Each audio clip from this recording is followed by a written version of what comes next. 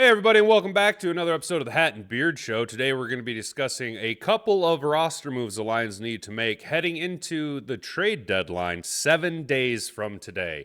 In exactly 1 week, rosters will be set and moves will no longer be able to be made through the trade block. We will be only able to acquire guys off of free agency or the waiver wire. We've already seen some big blockbuster moves happen this year in the NFL prior to the trade deadline happening. You see Amari Cooper being moved to the Bills. That was a huge trade right there. Devontae Adams flopped on his trade to the Jets. Not necessarily his fault, but Don Aaron did not allow him to thrive there. And then we also seen last week, the Tennessee Titans ended up trading Nook Hopkins over to the Kansas City Chiefs to help solidify their wide receiver room and push them over the top and get them into another Super Bowl contention. So, guys, we have exactly 1 week. That's 7 days from now. 7 days from now puts us at exactly today's 10/29/24. 7 days from now puts us at the 5th of November. That's a very important day. Boy, that's an important day. There's something going on here. There's something that I need to remember the 5th of November, the gunpowder treason and plot. I see no reason why the gunpowder treason should ever be forgot. Remember the 5th of November, the gunpowder treason and plot. There's also something else popping off here in the U.S. Can't remember what it is. Boy, I think I'll figure it out in a little bit, though. All right, guys, so we got a couple articles here pulled up for you. We're going to go ahead and take a little looky-loo over here at, who do we got? Oh, come on, if I can get my camera to work here. Got to get it to pull up. Bam. We got a couple of, just some trade talks going on here with, a couple of articles here. One coming from the Sporting News. Sporting News, Detroit Lions proposed trade gives massive upgrade at edge rusher. So the Detroit Lions are rolling right along after the ridiculous 52-14 whooping of the Tennessee Titans in Week 8. Now the Lions will turn their attention back to the trade market with a deadline just 1 week away. 1 week away. Remember, the 5th of November. Of course, everyone on the planet Earth needs an edge rusher in the wake of a season-ending injury to Aiden Hutchinson. Detroit has gotten by just fine over the first 2 weeks without him being there. The question is the Lions must upgrade if they want the best possible shot at winning a Super Bowl. I agree with that statement. We have been sustaining without Aiden Hutchinson, though it is a noticeable drop-off in our defensive production. You hear me talk about it all the time, how defense and offense complement one another, and then the individual position groups inside each team complement one another. So, your defensive line complements your linebackers, and your secondary complements your linebackers and defensive linemen. It's all a symbiont circle that goes hand in hand. One hand washes the other, right? The first week in Minnesota, we had a little bit of a good rush going on. Obviously, Nowitzki got the walk-off sack to end the game. Josh Paschal was involved. Aleem McNeil was involved. But then we seen a pretty good drop-off in the pressure rate against a subpar team, the Tennessee Titans. Minnesota is a far better team offensively at the time. They hadn't lost Christian Darrisaw. They were a much better team offensively than the Tennessee Titans are currently. And yet we just could not get a solid enough rush on them. I would like to see us bring in a player. I hate to give away draft capital, but Brad Holmes is the smartest man in the NFL, and he knows how to work deals. So there has been a lot of rumors around who we're going to talk about here is Za'Darius Smith, the veteran defensive end from Cleveland who spent time in Green Bay and Minnesota. He has been linked to the Lions over the past couple weeks. He's been interviewed by press saying that he'd love to come play in Detroit because then it gives him the option to have essentially 4 of his 17 games in the season would be revenge game narratives. Now, granted, we're going to play Green Bay this week, and we just played Minnesota, so he'd only have 2 cracks at each of his teams. He is 32 years old, but he still has 1 year left on his contract and is still a highly productive player. I believe he's gone to 3 Pro Bowls and has had 3 or 4 seasons with double-digit sacks. Yeah, he kind of fell off a little bit there, but he's in Cleveland now. I think he was a little knocked up and injured his time in Minnesota. Didn't produce well, and then we've seen Minnesota move on from both of their rush edges with Danielle Hunter and Za'Darius Smith moving to Cleveland. Ideally, general manager Brad Holmes brings in an elite option like Mad Max Crosby or Myles Garrett. That Myles Garrett is never going to happen, okay? There isn't a snowball's chance in hell that Myles Garrett was ever going to come to Detroit.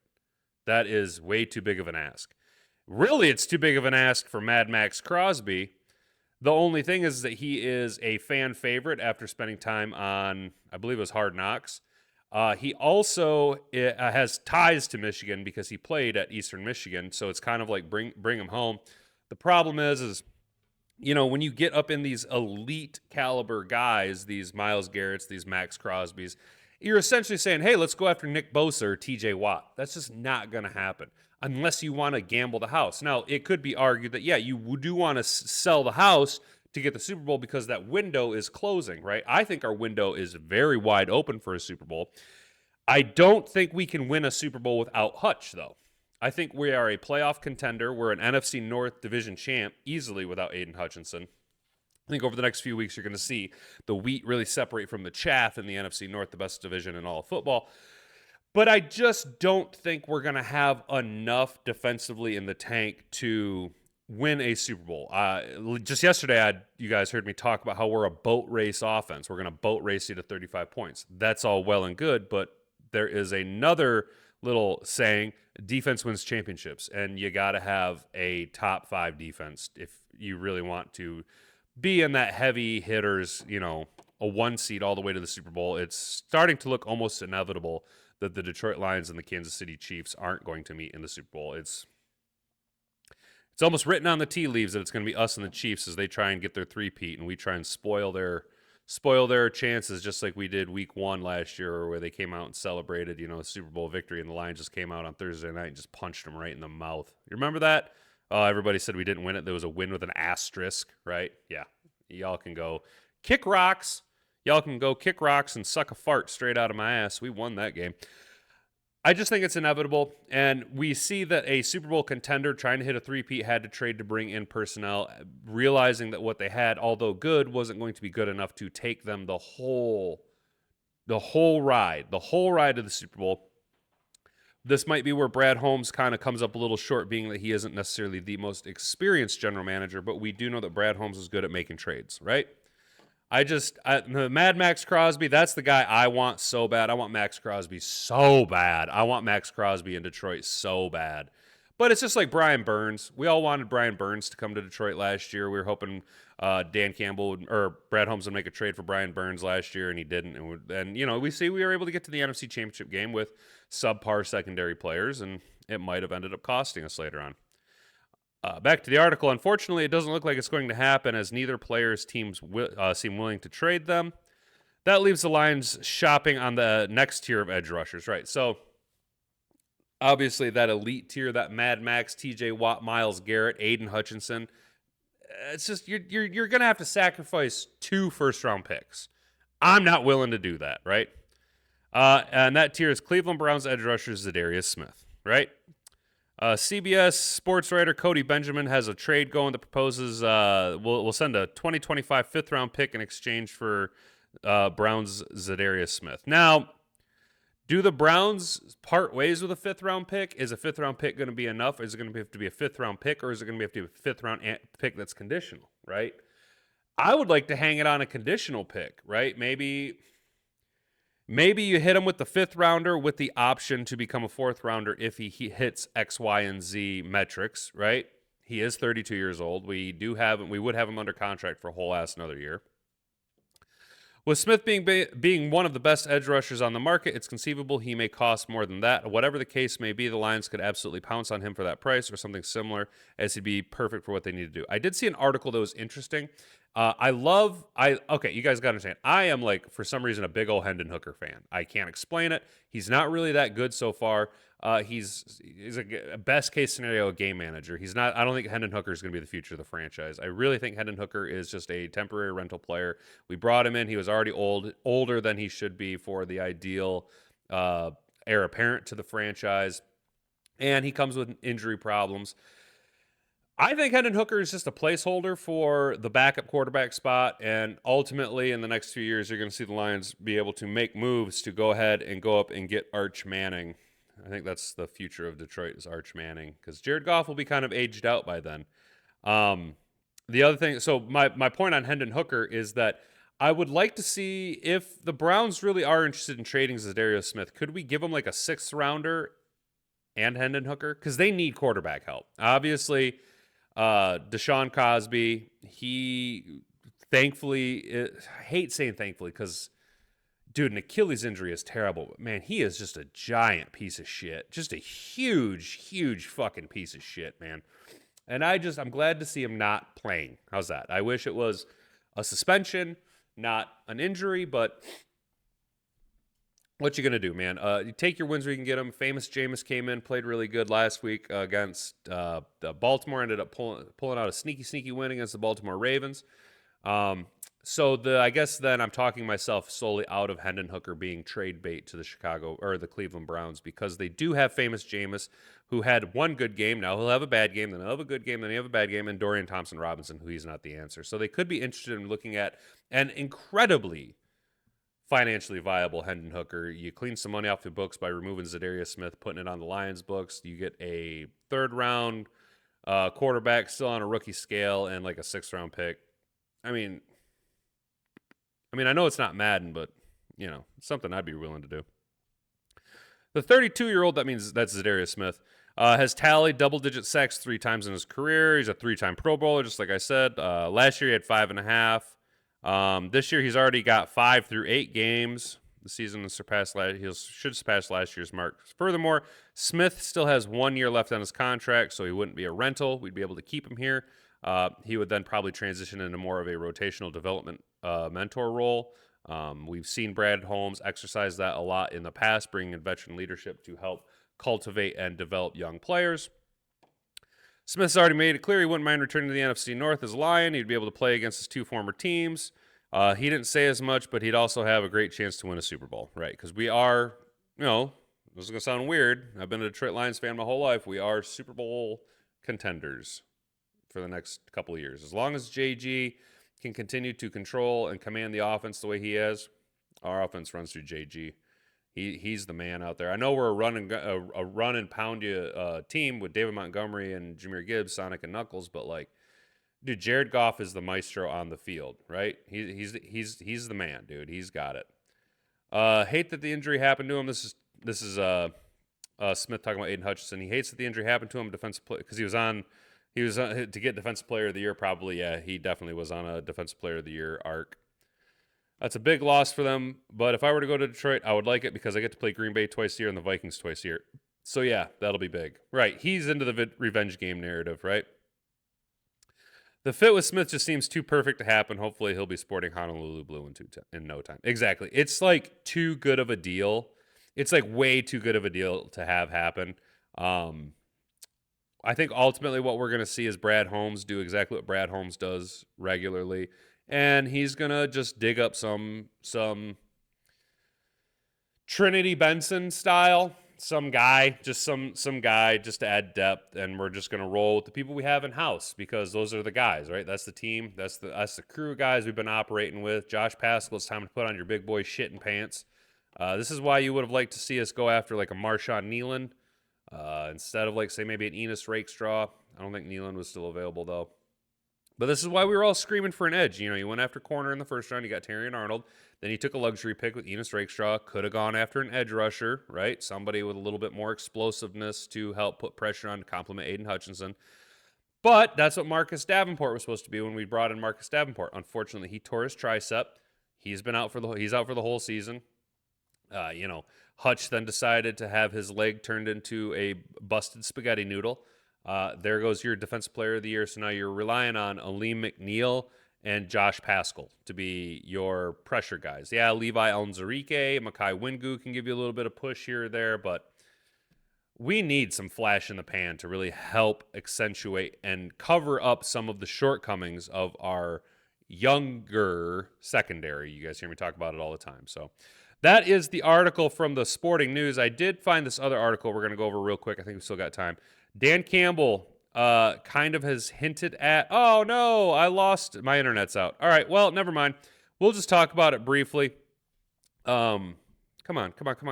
Reload. Let's see if we can get it to reload. While that's doing that, there we go. All right, we picked up a little bit of Wi-Fi out here in the garage studio. Appreciate you guys hanging out with me here in the garage studio. Hey, while I got you real quick here before we get into this, do me a solid, like the video, comment down below, subscribe to the channel, share this around with all your friends. It's the only way to help the Hat and Beard Show grow. We are steamrolling towards 600 subscribers. All right. This coming from Sports Illustrated. What champions do? Everything Dan Campbell said after Titans win. Oh, wait. This isn't the article. Oh, come on, man. This isn't the article I wanted. Oh, this is lame, dude. This is not the article I had pulled up. What is this? What the fuck? Man, that is so lame. Let's see if we can pull it up over here. There we go. Here we go. All right. Sorry about that, fellas. Technical difficulty. Wasting energy. Dan Campbell downplays imminent trade rumors. We got to wrap this up. We got to still get this edited and produced. Detroit Lions coach Dan Campbell raised eyebrows with his comments during a press conference Monday. On the day after his team defeated the Tennessee Titans 52-14, he was asked about the potential for an imminent trade. Dan Campbell quipped that there could be, and then he said again that he said so again when asked about it again. The second, too many commas and too many agains. The second time he was jumping up and down. Yeah, okay, he was jumping up and down. That's a bit of an Dan Campbell is not. When you say jumping up and down, you make it sound like he's a little girl in his little skirt. With his like pigtails or whatever. Get the jumping up and down. This is like what I can't stand this about modern day journalism. Quipped. Naturally. Dude, why are you just packing things with filler words? It's like y'all went to the Kamala Harris school of talking shit, of just filibustering to fill things with nonsensical words so that you sound smart. Stop! Just give me the news. Quit editorializing every single article. I don't give a fuck. I don't give a Who are you? Who wrote this? Who wrote this? Who are you? Christian Boer? Boo! Everybody, boo the booer. Boo! Word filler Christian Boer. God, I hate that shit, man. However, let's see, how long is this fucking article? Oh, yeah, look at all this. Look at it. Who are you? What is this? What are you? What are you? What is this? What? No, I'm sorry, dude. No, I don't trust some guy who's like, I went to college to learn how to write about sports. Never played sports. Probably doesn't know shit about sports, but he knows how to fill out an article. Fill that shit up with word salad, you fucknut. Campbell clarified he did not mean anything by his comments on Monday. No. Detroit Free Press beat writer Dave Burkett asked me on a question, and I answered it. And then he wouldn't take that answer, Campbell said, so I just jumped up and down with the same answer. That's literally all that was. Yeah, you guys are wasting energy. Exactly. Yes. Reading far too much into it. Dan Campbell gave an answer. Dan Campbell does not seem like the type of cat who likes to repeat himself on stupid things. Clearly, he doesn't want to talk about it. So you're just going to press him. Okay, so he's just going to tell you again with more fervor to go fuck yourself. I'm not talking about it. I'm so sick. Fucking media. That's why you guys watch YouTubers, right? Campbell once again reiterated that the Lions are the right fit in a potential trade. Or the Lions are searching for the right fit in a potential trade. Brad Holmes continues to scour the market for available players. Yeah, Brad Holmes. You guys know Brad Holmes. It has to be a Brad Holmes guy. I'm telling you, Brad Holmes has a psyche val done on these players, and he looks for a certain psych profile on players. I swear to you, that's what it is. He's more than just the physicality. He gets in there with them head shrinkers, dude, and he shrinks them heads, dude, and he figures out exactly what makes you tick, and if you're a right fit for Motor City Dan Campbell to start coaching up. You know what I'm saying? The team must make a decision by the move next week because next week's deadline, or the trade deadline, is set for November. Remember the 5th of November, the treason and gunpowder and treason plot. I see no reason why anyone should forget the gunpowder. Whatever. I can't remember it off the top. I had it earlier. Remember the 5th of November, the treason and gunpowder and treason plot. I see no reason why anyone should forget. Let's pull it up real quick. Remember the 5th of November, the gunpowder treason and plot. I know of no reason why the gunpowder treason should ever be forgot. Yeah, okay. So Look at me. I'm got a 5th grade reading level and retention level. Campbell and Holmes have traditionally prioritized cultural fits other than qualities of players throughout their time together in Detroit. As a result, any move they make will be a benefit from within the building. Yeah, look, we're honestly still looking into it. It's not like this is a stop. Campbell explained, don't forget some of these really good players or players you think can help. If they're good, most teams won't let them go. And if we're working through all of that, Brad's doing a great job, and this, I don't know, I feel like it changes every day. Well, we'll just take it as it comes, and like I like to play, this is the squad. This is the squad we're going to be ready to play every week. So he ended it on a really confusing quote by Dan Campbell. You wouldn't dare editorialize what that means, though. Is that too much? What Christian Booer? Boo! Or can't fucking editorialize Dan Campbell's word salad? Oh, poor baby. Poor baby. He can't editorialize Dan Campbell's word salad, but he can take, I bet you what he did is he took a couple of these quotes and threw it in the chat GPT and told him how to, gave it prompts like max out SEO and hit so many words. He probably went for, I wonder how many words this is. Probably told him to write this all out because this is nothing. This is nothing. I thought this was going to be way more than it was. This is nothing. I just wasted everybody's time. You wasted my time. I wasted your time. All right, guys. Well, that's going to be it for me. Thanks for hanging out with us. I really appreciate you sticking around while we had some minor technical difficulties and while I read like a 5th grader. So let me know down in the comments what you think, what we need to do. Should we be trading for players? I like Za'Darius Smith. I also like Keon White from New England.